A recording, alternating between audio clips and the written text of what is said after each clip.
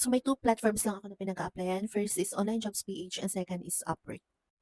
First tip ko is make sure to optimize your profile in Upwork and Online Jobs PH. Pag sinabi kong optimize your profile, make sure na maayos yung profile picture mo, profile title mo, and profile description. Natutunan ko yung pag-optimize ng profile kay Molongski. May group siya sa FB. You can join that group.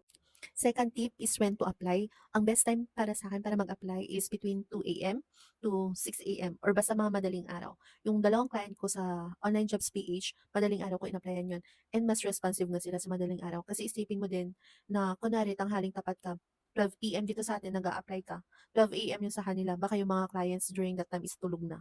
Yung mga direct clients, I mean. Napansin ko din na kapag madaling araw, parang yung mga job posts na nakikita ko sa Online Jobs PH, more on direct clients na kaysa mga agents. Third tip para sa akin is wag mong gamitin yung search button sa Upwork and Online Jobs PH. Wag mo nang i-search yung role na gusto mo. Basahin mo na lang yung mga job posts. Kasi yung mga nag-a-appear sa page mo kapag inopen mo yung Online Jobs page and Upwork app, yung mga naunang nag-a-appear doon, yun yung mga recent na job posts. So, very important na mauna ka mag-apply sa mga role na gusto mo.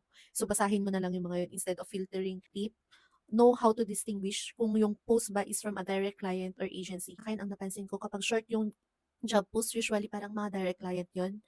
Kung mahaba yung job post and madaming requirements, usually kasi para sa akin na agencies, so hindi ko ina-applyan.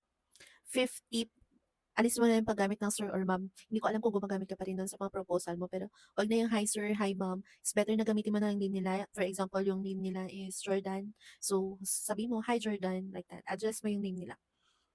Kung hindi mo naman alam yung name, hi there, okay na yun. Sixth tip, be direct. Natutunan ko 'to kay Molongski, dati ang haba-haba ng mga proposals ko. Natutunan ko sa kanya yung KISS method, which means keep it short and simple. Proposal ko na ngayon is maiksi lang, either 1 to 2 sentence lang yung proposal ko.